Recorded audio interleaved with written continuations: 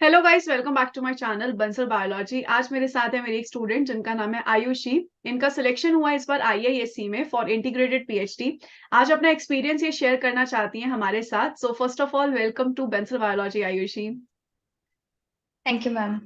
सो आयुषी, शुरुआत करने से पहले मैं आपके बारे में जानना चाहूंगी कि आप कहाँ से बिलोंग करते हो, कहाँ से अपने अपने बीएससी किए, ये सब जरा अपने बारे में बताइए।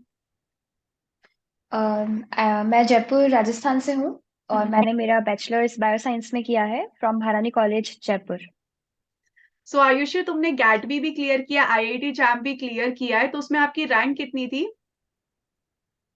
आईआईटी में मैम मेरी रैंक 62 थी और ग्रेड में मेरी रैंक 34 थी। और मैंने आईएससी इन पीएचडी का इंटरव्यू क्वालिफाई किया है और प्रेजेंटली मैं इन पीएचडी आईएससी मतलब इन पीएचडी कोर्स कर रही हूँ आईएससी में। इंटीग्रेटेड पीएचडी कोर्स जो है परस्यू कर रही हैं आईआईएससी में। Very good Ayushi. सो सबसे पहले आयुषी मैं ये जानना चाहूंगी कि आपको पता कैसे चला था कि आईआईटी जैम गेट भी जैसे भी एग्जाम इस दुनिया में एग्जिस्ट करते हैं? मैम ऑनेस्टली बोलूँ तो एक दिन मैं गूगल पे बैठ के सर्च कर रही थी कि any exams for BSc bioscience. तो हम्म। उसमें मुझे आईआईटी जैम का ऑप्शन दिखा कि you can go for IIT JAM for higher education. तो फिर मुझे वो ठीक लगा काफी कि उसका सिलेबस वगैरह मेरे मतलब जो मैं पढ़ रही थी वो ही था। तो मैंने उसका फिर प्रिपरेशन स्टार्ट किया और फिर मुझे धीरे धीरे प्रिपरेशन के टाइम ही पता लगने लगा कि हाँ, इससे हम एमएससी बायोटेक्नोलॉजी में जाते हैं और हम रिसर्च फील्ड में जाते हैं, इंडस्ट्री फील्ड में जाते हैं। और फिर उसके बाद मुझे आईएससी के बारे में पता लगा कि आईएससी के अंदर मतलब देश में सबसे अच्छी रिसर्च अगर कहीं होती है तो वो आईएससी में होती है। तो फिर धीरे धीरे करके मन करने लग गया कि हाँ, अगर मेरा कहीं सिलेक्शन होता है तो अच्छी जगह ही हो। तो एक ड्रीम बैठने लग गया था कि हाँ, आईएससी में मेरा होना चाहिए। आयुषी, मुझे अभी भी याद है कि तुम इंटीग्रेटेड पीएचडी के लिए नहीं जाना चाहती थी। तुम्हारी प्रेफरेंस जो थी वो एमएससी थी, इंटीग्रेटेड पीएचडी तुम्हारी प्रेफरेंस नहीं थी। लास्ट एडमिशन तक हम बात करते रहे थे, तो फिर फाइनली आपने कहा था कि नहीं मैम, मैंने इंटीग्रेटेड पीएचडी में ले लिया। सो अब क्या वो डिसीजन रिग्रेट होता है? लगता है कि एमएससी में लेना चाहिए था एडमिशन, ऐसा कुछ लगता है? बिल्कुल भी नहीं। I think one of the best decision कि मैंने इन पीएचडी कोर्स ज्वाइन किया, क्योंकि एक तो कोर्स का स्ट्रक्चर काफी वेल एग्जीक्यूटेड है, तो हम्म। प्रॉब्लम नहीं होती है। और काफी टाइम से चलता आ रहा है कोर्स, तो वेल डिजाइंड है और सक्सेसफुल कोर्स है काफी। तो शुरू में मुझे ये था कि काफी टाइम देना पड़ेगा इस कोर्स के अंदर, काफी टाइम जाता है एक ही इंस्टीट्यूट के अंदर। पर इतनी सारी एक्टिविटीज होती हैं तो ऐसा नहीं होगा कि हम बस कि 2 साल बाद बोर हो जाएंगे, तो ऐसा कुछ नहीं था। तो हो जाएगा। तो सो आयुषी, काफी ठीक लग रहा है मुझे। आईआईएससी के जर्नी पे आने से पहले मैं आपसे आपकी प्रिपरेशन जर्नी के बारे में जानना चाहूंगी। तो आपने जो प्रिपरेशन की थी वो किस तरीके से की थी, कैसी आपकी प्रिपरेशन रही थी, उसके बारे में आयुषी बताइए। मैंने एग्जाम के 4 मंथ्स पहले ही प्रिपरेशन स्टार्ट करी थी। हम्म। और ऑनेस्टली मैंने प्रिपरेशन 3 महीने पहले स्टार्ट करी थी। शुरू में तो थोड़ा टाइम लग गया था कि कोर्स क्या है, सिलेबस क्या है। तो सबसे पहली चीज, मैंने कोई भी रेफरेंस बुक फॉलो नहीं की। सिर्फ और सिर्फ मैंने अवंतिका मैम के नोट्स से ही मैंने एग्जाम दिया है। और मैम के और मैंने क्वेश्चन प्रैक्टिस तक के लिए कोई भी बुक प्रेफर नहीं की थी। ओनली जो आप प्रैक्टिस सेशन में क्वेश्चंस कराती थी, केवल वो ही मैंने किए हैं। उसके अलावा मैंने कुछ भी नहीं किया। और ये इसके थ्रू ही मेरा सिलेक्शन हुआ। आयुषी, मतलब ओनली एंड ओनली। तुमने 4 महीने में क्लियर किया? ये बात तो मुझे भी नहीं पता थी कि तुमने 4 महीने पहले ही ज्वाइन किया था। ये बात तो मुझे भी नहीं पता थी कि प्रिपरेशन तुमने सिर्फ 4 महीने पहले ही शुरू की थी। तो 4 महीने में किस तरीके से तुमने इतनी अच्छी रैंक लेकर आई? और ये बताइए, और उसके अलावा ये भी बताइए कि आपका जो एडमिट कार्ड का इशू हुआ था, वो भी आपका थोड़ा इशू हुआ था, उस दोनों चीजों के बारे में आप बताइए जरा आयुषी।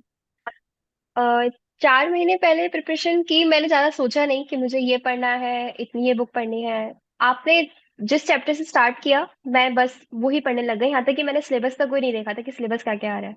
आप जो चैप्टर कराती थी उसको मैं करती थी, और जो क्वेश्चन प्रैक्टिस कराते थे आप उसको। और जैसे जैसे इनफैक्ट जनवरी के आसपास भी आप जब चैप्टर पढ़ा रहे थे, तो वो मेरा पहली बार ही पढ़ रही थी मैं, और वो मेरा पहली बार ही हो रहा था और पहली बार ही रिवीजन हो रहा था। हाँ। तो सेम डे रिवाइज और सेम करते करते ही मैंने पूरा कोर्स लिया। और और एडमिट कार्ड वाला इशू बहुत खतरनाक था। मतलब जनवरी के आसपास हमारा एडमिट कार्ड आ गया था। हम्म। और जनवरी में मैंने देखा कि जो एप्लीकेंट नेम था वो मेरी मम्मी का था, मेरा हम्म। नहीं था। तो उस पे एप्लीकेंट नेम मेरी मम्मी का लिखा हुआ था। पर मैंने जब मेरा जो करेक्शन टाइम का एप्लीकेशन देखा था उसमें मेरा ही नाम था, तो वो प्रॉब्लम जो हुई थी वो आईआईटी जैम की वेबसाइट्स के थ्रू ही हुई थी। हम्म। तो मैंने वहां पे उनको बहुत मेल किया, उनको बहुत फोन किया, तो उन्होंने बोला कि अभी तो हम कुछ नहीं कर सकते हैं, बट हम हमारे ऑफिस में बात करेंगे, हायर अथॉरिटी से बात करेंगे। तो ऐसे करते करते करते आईआईटी जैम का एग्जाम ही आ गया था। लेकिन मैंने सोचा कि चलो एक बार जाके आ जाते हैं, क्या पता हो जाए। तो एक्चुअली उन्होंने मेरा जो एडमिट कार्ड था वो वहीं पे मुझे नहीं भेजा था, ताकि उसका मिसयूज ना कर सके कोई भी। तो फिर तो फिर देने को मिला फाइनली, उम्मीद नहीं थी पर ठीक है, हो गया, एग्जाम देने को मिला था। थोड़ा डिस्टर्ब भी हुई थी इस कारण में कि पढ़ाई करने का कम मन करने लग गया था कि यार पेपर देने को मिलना नहीं है तो क्या ही पढ़ना अब। लेकिन जब सेंटर पे गए तब पता लगा कि हाँ, एग्जाम दे सकती हूँ मैं, तो फिर ठीक है, तो खुशी मिली तुम्हारा कि एग्जाम मैंने दिया। ये मैटर नहीं कर रहा था कि मेरा पेपर कैसा गया है, मुझे इस बात की खुशी हो रही थी कि हाँ, एग्जाम एटलीस्ट देने को मिला। तो तुम्हारा बेसिकली उन्होंने करेक्ट एडमिट कार्ड सेंटर पे ही भेज दिया था, राइट? हाँ। तो मतलब अगर यस। किसी स्टूडेंट के साथ अगले साल भी ये दिक्कत हो तो वो ध्यान रख सकता है कि मतलब ऐसे निराश ना हो, क्योंकि आप मुझे याद है कि एग्जाम के 10-15 दिन तो मतलब पूरी होप्स ही छोड़ दी थी तुमने कि मैम क्या ही फायदा, वैसे होप्स ही हाँ, छोड़ दी थी क्योंकि मुझे तुमने। कोई रिस्पॉन्स नहीं आ रहा था सामने से। हाँ। कोई रिस्पॉन्स नहीं आया था, काफी कॉल मेल्स किए थे हमने पर कुछ रिस्पॉन्स ही नहीं आया था उसके उनकी तरफ से। हम्म। चलिए, सो मतलब 3 महीने में आपने जो है डेडिकेटेडली नोट्स को फॉलो किया, रिवीजन किया और क्वेश्चन प्रैक्टिस बस जो क्लास में होती थी वही किया, उसके अलावा आपने कोई कुछ भी रेफर नहीं किया, और मतलब एक ही तरफ टारगेट रखने की वजह से आई थिंक कि आपने इतना अच्छा रिजल्ट शो किया। सो आयुषी, एक बार जब रिजल्ट आ जाता है उसके बाद आईआईएससी तक का जो एडमिशन का सफर है वो कैसे होता है, उसके बारे में थोड़ा बताओ। अ, उसके बाद आईआईएससी एक एप्लीकेशन फॉर्म रिलीज करता है। हम्म। आपको वो फॉर्म फिलअप करना है। आपको आपका जो आईआईटी जैम में आपका क्या स्कोर रहा, या फिर गेट के थ्रू भी आईएस नहीं वो एमएससी में होता है। हम्म। गेट के थ्रू और आईआईटी जैम के थ्रू आपको एडमिशन मिलता है एमएससी प्रोग्राम के अंदर, हम्म। बट केवल और आईआईटी जैम के स्कोर के बेस पे आपको एडमिशन मिलता है इन पीएचडी में। अच्छा। तो इन पीएचडी में अगर एडमिशन लेना है तो आपको टॉप 60 रैंक के अंदर आना होगा हम्म। मिनिमम। ओके। हाँ। तो मैंने दोनों फॉर्म भरे थे, एमएससी का भी मैंने फॉर्म भरा था और इन पीएचडी का भी भरा था। तो इन पीएचडी के इंटरव्यू के टाइम मेरा कट ऑफ था, तो जो रैंक का कट ऑफ था वो 71 कट ऑफ था। तो 71 रैंक तक के स्टूडेंट्स को उन्होंने अलॉट किया था फॉर द इंटरव्यू। फिर उसके बाद वो एक कॉल लेटर देते हैं, इंटरव्यू कॉल लेटर। फिर आपका एक डेट होता है, उस हिसाब से आपको बेंगलोर आना पड़ता है, इंस्टीट्यूट में आके आपको इंटरव्यू देना होता है। ओके। और इंटरव्यू में हाँ, इंटरव्यू के अंदर आपके 12 to 13 प्रोफेसर्स का पैनल होता है पूरा। तो वो एक एक पहले तो आपसे आपके फेवरेट टॉपिक्स पूछते हैं, तीन टॉप 3 टॉपिक्स बताओ। तो फिर वो उसके रिगार्डिंग वो आपसे क्वेश्चंस पूछते हैं, थोड़ा प्रैक्टिकल अप्रोच से पूछते हैं और थोड़ा मैथमेटिकल, मैथ्स के बैकग्राउंड से, फिजिक्स से भी। अगर आपका बीएससी इन सब चीज़ों से रिलेटेड है, केमिस्ट्री से, जैसे मेरा जो बीएससी था वो केमिस्ट्री बॉटनी जूलॉजी से था, तो हम्म। मेरे से उन्होंने केमिस्ट्री पूछे थे। और मैथ्स से क्वेश्चंस भी वो पूछते हैं फॉर एप्टीट्यूड देखने के लिए। ओके। सो आयुषा, तुमने तो, कहा कि 60 रैंक होनी चाहिए या 71 रैंक होनी चाहिए, इसमें मुझे थोड़ा कंफ्यूजन हो गया, 60 रैंक हो या फिर 71 हो? और ये डिपेंड करता है, जैसे पिछली साल बहुत कम रैंक तक ही कट ऑफ था। अच्छा। इस साल थोड़ा ज्यादा गया। अच्छा, इस तो साल ज्यादा। अगर आपको था बस कॉन्फिडेंट रहना है तो आपको एक इस मार्जिन तक रैंक लाना चाहिए मेरे अच्छा। अकॉर्डिंग। ओके। बाकी करता रहता है। अच्छा, अच्छा। हाँ, वो तो ऑब्वियस सी बात है, ऊपर नीचे हर एक एक साल जाता ही रहता है, वो कोई फिक्स्ड नहीं रहता है। सो आयुषा, तुम्हें कुछ याद है क्वेश्चंस क्या क्या पूछे गए थे तुमसे इंटरव्यू में? काफी टाइम हो गया लेकिन कोशिश करती हूँ याद करने की। हम्म। मेरे से उन्होंने हाँ, मेरे से उन्होंने जो ट्रांसलोकेशन होता है, हम्म। प्रोटीन ट्रांसलोकेशन वो कैसे है, प्रोटीन ट्रांसपोर्ट कैसे होता है हमारी यार मेम्ब्रेन में। और फिर उसके बाद किस तरह से जो सिग्नल्स होते हैं वो किस तरह से पहुंचते हैं, और डिफरेंस क्या है माइटोकॉन्ड्रिया के प्रोटीन ट्रांसलोकेशन में और ईआर की प्रोटीन ट्रांसलोकेशन में, ओके। सिग्नल का क्या रोल होता है दोनों। उन्होंने मुझे वो डायग्रामेटिकली बनाने का बताया, और उन्होंने मुझे बताया कि किस तरह से, उन्होंने मुझसे पूछा कि प्रोटीन एंटर कैसे करता है, ईआर के अंदर कैसे एंटर कर रहा है, और माइटोकॉन्ड्रिया के अंदर किस वेसिकल के फॉर्म में एंटर कर रहा है या फिर कैसे फॉर्म में अच्छा। एंटर कर रहा है। तो उन्होंने मेरे से पूछे थे हाँ, हाँ, हाँ। कि माइटोकॉन्ड्रिया सिलेक्टिवली परमेबल होता है तो वहां पे कैसे एंटर कर रहा है, कौन सा कॉम्प्लेक्स है। तो वहाँ ऐसे क्वेश्चंस मेरे से पूछे गए थे। और उसके बाद उन्होंने मेरे से पूरा पाथवे बनवाया कि फोल्डिंग कैसे होती है, प्रोटीन की फोल्डिंग समझाओ, एसआरपी वाला पार्ट। और उसके बाद उन्होंने मेरे से पूछा कि प्रोटीन को हम प्रोटीन की इमेजिंग कैसे करेंगे, कि प्रोटीन इधर जा रहा है या फिर इधर जा रहा है, तो फिर उसमें जीएफपी का यूज कर सकते हैं। मेरा आंसर उसके रेफरेंस में पूछा। फिर जीएफपी के बारे में उन्होंने थोड़ी सी मेरे से पूछा कि GFP what the full form of GFP, किस तरह से हम जीएफपी को में इंड्यूस करते हैं, ट्रांसफर करते हैं, और किस तरह से वो एक्सप्रेस होता है। तो उसका थोड़ा बहुत मैकेनिज्म मेरे से पूछा। एंड उसके बाद मेरे से केमिस्ट्री रिलेटेड क्वेश्चंस पूछे। फ्लोरोसेंस पूछा गया, what is okay. Fluorescence, hmm. And fluorescence का मैकेनिज्म क्या, किस तरह से वेवलेंथ का डिफरेंस होता है फ्लोरोसेंस के केस में, फ्रीक्वेंसी का क्या फर्क पड़ता है, विल इट चेंज और नॉट, और इमिट लाइट इमिट का प्रोसेस क्या है, कलर क्यों बनता है, ये उन्होंने मेरे से थ्रेशोल्ड वेवलेंथ वगैरह क्वेश्चंस पूछे गए। अच्छा। मेरे से उन्होंने मैथ्स में क्वेश्चंस पूछे। मैथ्स के अंदर उन्होंने मेरे से जीपी क्वेश्चंस पूछे। जीपी में उन्होंने डायरेक्ट क्वेश्चन नहीं पूछता है, वो आपको एक प्रैक्टिकल क्वेश्चन पूछते हैं कि if I have given you one orange, then you have divided the orange into half part and you have given to another person, and then another person half, cut the half orange and give to the another person. So what will the total orange used? तो थोड़ा ऐसे practically question पूछते हैं वो।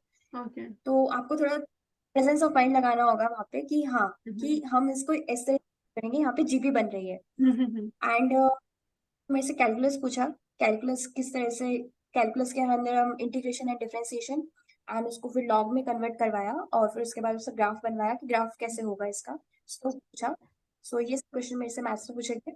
And then उन्होंने मेरे से common sense based questions पूछे कि एक जाइगोट है तो बताओ कि उसके अंदर हर एक टिश्यू जो हो रहा है वो अलग अलग कैसे बन रहा है, हाउ अच्छा। Different tissues are form. Zygote single है but how tissues are different, how different tissues are form. तो हम्म। उससे रिलेटेड क्वेश्चन, उन्होंने मुझे हिंट दिया कि टाइम से रिलेटेड कुछ बताओ कि इसमें टाइम का हिंट कुछ लग रहा हो। तो वहां पे भी आपको थोड़ा प्रेजेंस ऑफ माइंड लगाना होगा, मतलब घबराना नहीं है। मैंने बस टाइम याद आ गई थी मुझे कि अलग अलग टाइम पे अलग अलग ऑर्गन डेवलप होते हैं। तो वो बस खुश हो गए और बोले जाओ हो गया तुम्हारा इंटरव्यू। तो अच्छा। ऐसे करके आप चिल होके जो मन में आ रहा है आप बोलो, रुको मत। यही पूरा स्ट्रेटेजी है एक इंटरव्यू में। ओके। सो आयुषी, तुम्हारा इंटरव्यू में काफी सारी चीजें मुझे थियोरी बेस्ड लग रही है, काफी सारी चीजें मुझे प्रेजेंस ऑफ माइंड से रिलेटेड लग रही है, कि वो आपका बेसिकली प्रेजेंस ऑफ माइंड देखना चाहते थे कि किस तरीके से आप टैकल करते हो उस सिचुएशन को। इसके अलावा आयुषी, जो तुमने प्रिपरेशन की थी आईआईटी जैम की, क्या तुम्हें वो भी हेल्प हुई थी इंटरव्यू में? बिल्कुल मैम। मैंने आपका जो प्रोटीन ट्रांसलोकेशन वाला पार्ट था वो मैंने पूरा छाप दिया था बोर्ड पे। अच्छा। तो जो मुझे बनवाया था उसको मेरे को याद था, और मैंने वो बस बोर्ड पे पूरा का पूरा एज इट इज बना दिया। अच्छा। कुछ अच्छा। भी डिफरेंस भी, तो वो बहुत हेल्प किया मुझे। नोट्स बहुत हेल्प किए उस वाले केस में। हम्म। और एसडीएस पे का मुझे उन्होंने मेरे से ये भी पूछा था कि प्रोटीन का हम किस तरह से साइज वगैरह कैलकुलेट करेंगे, साइज हम्म। चार्ज हुआ तो हम कैसे कैलकुलेट करेंगे। तो आइसोइलेक्ट्रिक फोकसिंग और एसडीएस पेज का वो जो आपने पढ़ाया था वो भी बहुत हम्म। काम आया। अरे वाह। और फ्लोरोसेंस का भी पढ़ाया था। सो आयुषी, चलिए ये सारी बातें तो हो गई आपकी प्रिपरेशन इंटरव्यू से रिलेटेड, अब हम चलते हैं आईआईएससी में। सो अब अपने कोर्स वर्क के बारे में बताइए, किस तरीके से आपका जो आईआईएससी का सफर है वो कैसा चल रहा है आपका? मेरे ख्याल से सेमेस्टर 1 होगा, तो वो कैसा चल रहा है, क्या हम्म। है कोर्स वर्क? पहले तो आप अपने कोर्स वर्क के बारे में बताइए, इंटीग्रेटेड पीएचडी का मतलब क्या होता है, आप क्या कर रहे हो उसमें, ये जरा अच्छे से स्टूडेंट्स को बताइए जिनको आइडिया नहीं है इसका। इन पीएचडी प्रोग्राम के अंदर जॉइंट एमएस पीएचडी प्रोग्राम होता है। आप सेम इंस्टीट्यूट से एमएससी करते हो और उसके बाद आप पीएचडी करते हो सेम इंस्टीट्यूट से। इन पीएचडी में एमएससी जो प्रोग्राम होता है वो 3 इयर्स का प्रोग्राम होता है, क्योंकि यहाँ पर आपको लैब के अंदर भी काम करना होता है और कोर्स भी करना पड़ता है। हम्म। सो इनिशियली 64 क्रेडिट्स का एक कोर्स, 64 क्रेडिट्स आपको चाहिए होते हैं पूरे एमएससी के अंदर। सो कुछ क्रेडिट्स होते हैं जैसे एक कोर्स हुआ तो उसके 3 क्रेडिट्स हुए, दूसरा कोर्स हुआ उसके 2 क्रेडिट्स हुए, तो ऐसे करते करते आपको कोर्सेज करने होते हैं और क्रेडिट्स कंप्लीट करने पड़ते हैं। इस अगर आपने क्रेडिट्स कंप्लीट नहीं किए तो आप पीएचडी नहीं कर सकते, तो आपको क्रेडिट्स कंप्लीट करना कंपलसरी है। एंड एक एक अच्छी खासी सीजीपी लानी पड़ती है आपको पीएचडी करने के लिए। अगर आपको आईआईएससी से पीएचडी करनी है तो आपको एमएससी के अंदर आपका अच्छा खासा पीएचडी होना, सीजीपी होना चाहिए 7.1 अप्रोक्सीमेटली, ठीक से याद नहीं है बट 7.1 से ऊपर होना चाहिए, इतना मुझे याद है। तो काफी आपका मतलब एमएससी से बहुत कुछ मैटर करता है। एंड फर्स्ट सेमेस्टर के अंदर हम पूरा कोर्स करते हैं, कंपलसरी कोर्सेज होते हैं जो हमें करने पड़ते हैं। फिर उसके बाद हमें लैब रोटेशंस करने पड़ते हैं, लैब रोटेशंस होते हैं, प्रोजेक्ट्स वगैरह कंप्लीट करने होते हैं, उनमें भी क्रेडिट्स होते हैं कुछ। तो वहां से कुछ क्रेडिट्स कंप्लीट होते हैं। फिर उसके बाद धीरे धीरे जैसे जैसे एमएससी चलती जाती है, आपको कुछ कुछ कोर्सेज आप कर सकते हो और आराम से 64 क्रेडिट्स हो जाते हैं पूरे 3 साल के अंदर। ओके। सो ऐसे करके एमएससी होती है। फिर उसके बाद आप लैब रोटेशन के थ्रू 3 रोटेशंस करने को मिलते हैं। 3 रोटेशंस आप अलग अलग लैब्स के अंदर रोटेट करते हो। वहां पे आपका काम, आप एक महीने के, एक अप्रोक्सीमेटली 1 मंथ 2 वीक्स का कुछ एक रोटेशन होता है। हम्म। वहां पे आपको जाके देखना होता है कि क्या काम हो रहा है, प्रोफेसर्स कैसे हैं, माहौल कैसा है, लैब का एनवायरनमेंट कैसा है, वहाँ के स्टूडेंट्स कैसे हैं। अगर आपको काम कैसा पसंद आ रहा है, सबसे इम्पोर्टेंट चीज कि वहाँ का काम कैसा है, जो आपको इंटरेस्ट आ रहा है उसको देख के कि यस मैं यहाँ पे आगे काफी अच्छा काम कर सकता हूँ, अपना पीएचडी कर सकता हूँ। सो उसके बेसिस पे फिर आप एक लैब चूज करते हो और फिर आप उसमें पीएचडी करते हो। सो काफी अच्छा प्रोग्राम है ये। सो एमएससी एग्जिट का भी मौके ऑप्शन मिलते होता है हैं हमारे आयुषी? को। हाँ जी। एमएससी एग्जिट का भी ऑप्शन होता है? हाँ, एमएससी एग्जिट का भी एक ऑप्शन होता है, पर वो 3 इयर्स का, 3 इयर्स के बाद ही आप लीव कर सकते हो कोर्स को। ओके। आपको 3 इयर्स कंप्लीट करने के बाद ही आपको एमएससी का डिग्री मिलेगा और आप उसके बाद एग्जिट एग्जिट कर सकते हो। और आपको स्टाइफंड भी मिलता है आईएएससी में? यस मैम, स्टाइपेंड मिल रहा है अप्रोक्सीमेटली 16,000 मिल रहा है इनिशियल। एंड पीएचडी के टाइम वो पीएचडी के हिसाब का जो स्टाइपेंड होता है वो मिलता है। पीएचडी, और आपको क्या सीएसआर क्लियर करना होता है या फिर बस ये क्रेडिट्स मेंटेन करना होता है और ये जो आप सीजीपीए बता रहे हो ये मेंटेन करना होता है? सॉरी मैम, वॉइस चला गया था। मैंने आपसे पूछा कि क्या सीएसआईआर भी क्लियर करना पड़ता है क्या एमएससी के बाद, या फिर आप कंटिन्यू कर सकते हो पीएचडी? कंटिन्यू कर सकते हैं। सीएसआईआर हम्म। का जरूरी नहीं है, तो एक ये बहुत अच्छी बात है हाँ, कि सीएसआईआर का जरूरी नहीं है। मतलब सीएसआईआर। मतलब प्रोफेसर हम्म। प्रोफेसर्स रिकमेंड करते हैं कि आपको ऐसे एग्जाम्स देने चाहिए, कॉम्प्रिहेंसिव एग्जाम्स, हम्म। ताकि आपका खुद का एक स्टाइपेंड आपको मिले। बाकी अ, अगर आप लैब के अंदर, कभी कभार क्या होता है कि आप इन पीएचडी हो और मैम प्रोफेसर के पास वैकेंसी नहीं है कि नहीं हम नहीं रख सकते, बट आपको इतना मन है कि आप उस लैब में ही काम करना चाहते हो, पर वो आपको स्टाइपेंड नहीं दे सकता क्योंकि आप 5 से ज्यादा पीएचडी स्टूडेंट्स नहीं रख सकते हो एक लैब के अंदर। हम्म। तो उस केस में आपका अगर खुद का एक सीएसआईआर के थ्रू आपका स्टाइफंड होगा तो आप उस लैब के अंदर आप इजीली काम कर सकते हो, क्योंकि एक ही स्कॉलरशिप ले सकते हैं हम। या ऑब्वियस। तो वो इंस्टीट्यूट देगा या फिर हम सीएसआईआर से कॉम्प्रिहेंसिव एग्जाम्स के थ्रू जो हम मिलती है। तो if if you don't want to take college scholarship, then you can prefer comprehensive exams. So खुद का एक स्कॉलरशिप होना चाहिए, तो ये प्रोफेसर ने बोला है कि कॉम्प्रिहेंसिव एग्जाम्स देना इंपॉर्टेंट है। पर ये बहुत, मेरे को लग रहा है कि ये बहुत अच्छी चीज है। दो चीजें मुझे बड़ी अच्छी लग रही है इनके बारे में। सबसे पहली बात तो लैब रोटेशन, कि आपको यस। आइडिया हो जाता है कि कौन सी क्या लैब है। आप कोई बाहर से सीएसआर क्लियर करके हम्म। आता है, उसको पता ही नहीं आईएएससी का यस। एग्जैक्टली क्या है, पर आपको तो अच्छे से पता चल रहा है। सबसे पहली बात। दूसरी चीज कि सीएसआर बाय चांस स्टूडेंट्स का नहीं क्लियर हो पाता, तो फिर भी ऐसे नहीं है कि आपको यस। मिलेगा ही नहीं, आपको कंटिन्यू आप कर सकते हो। और उसके अलावा तीसरी चीज एक और बिल्कुल। मुझे पॉजिटिव बेनिफिट ये दिखा एमएससी के दौरान, 16,000 जो स्टाइफंड है, ये भी बहुत अच्छा खासा अमाउंट है एमएससी के स्टूडेंट के हिसाब से। सो ये तीन चीजें हम्म। काफी अच्छी है इंटीग्रेटेड पीएचडी की। सो आयुषी, अभी तक तुमने लैब रोटेशन ज्वाइन किया है या अभी तुम्हारा होगा फ्यूचर में? फर्स्ट सेमेस्टर में सिर्फ और सिर्फ कोर्सेज हमारे को कंप्लीट करने होते हैं, सेकेंड सेमेस्टर से लैब रोटेशन स्टार्ट हो जाता है। सो आई गेस जनवरी के बाद लैब रोटेशन स्टार्ट हो जाएंगे। और तुम्हें अपने चॉइस की कोई 3 लैब्स चूज करनी होती है, राइट? यस। हाँ, हमारे को हमारी जो भी सबसे अच्छा एडवांटेज ये है कि आप कोई से भी डिपार्टमेंट में जाके लैब रोटेशन कर सकते हो। If you want to go in biochemistry और microbiology, structure biology, genetics, molecular biology, तो आप किसी भी डिपार्टमेंट में जाके रोटेशन कर सकते हो। तो आपको बहुत आइडिया हो जाता है कि हाँ, मुझे किस डिपार्टमेंट में किस पर्टिकुलर फील्ड में जाना है। तो ये भी बहुत एक एडवांटेजियस बात है इसकी। हाँ हाँ हाँ। और इसके अलावा आयुषी, अभी तक जो तुम्हारा कोर्स वर्क चल रहा है उसमें लेक्चर्स और जो नॉर्मल लैब वर्क होता है वो किस तरीके से लग रहा है, वो कैसा है आईआईएससी में? लैब वर्क का तो भी मुझे इतना आइडिया नहीं है, अच्छा। क्योंकि अभी हमारा लैब से रिलेटेड कोई काम नहीं है। अच्छा। कोर्स वर्क नॉर्मल क्लासेस होती हैं। एक सुबह पहले एक 1 आवर 2 आवर की क्लासेस होती हैं।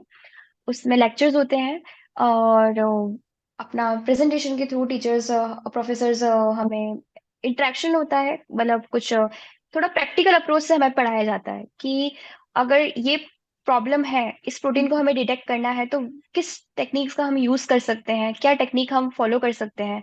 अगर गलती से ये कुछ प्रॉब्लम हो जाती है तो हम किस तरह से उसे सॉल्व करेंगे। तो ओके। थ्योरी के साथ साथ थोड़ा थोड़ा ऐसे एक आइडिया मिल रहा है कि यस, कि अगर ऐसी कुछ प्रॉब्लम होती है हमारे साथ प्रैक्टिकल करते टाइम, तो हम इस प्रॉब्लम को इस तरह से सॉल्व कर सकते हैं।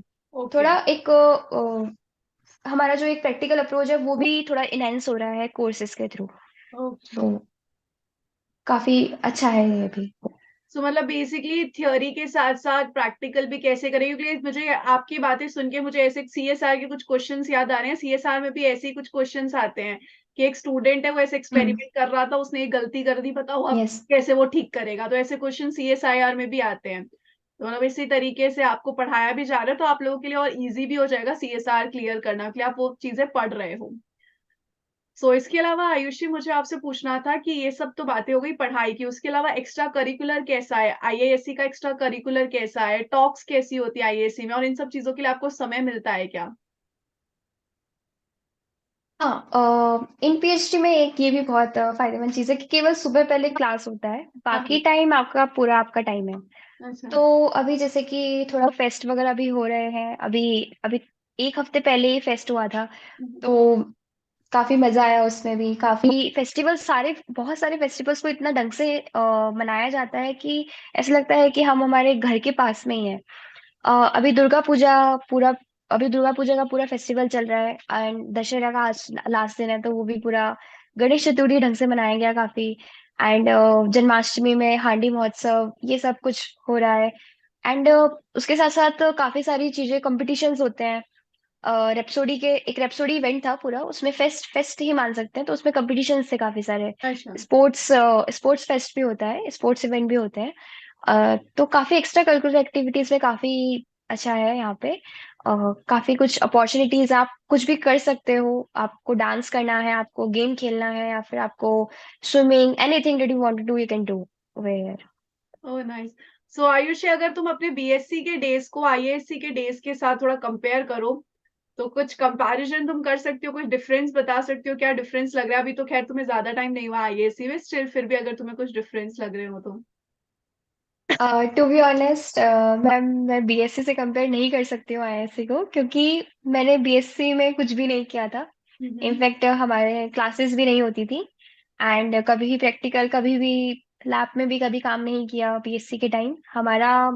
थोड़ा राजस्थान में प्रॉब्लम है कि बीएससी को इतना नहीं करते हैं लोग, वैल्यू नहीं देते हैं।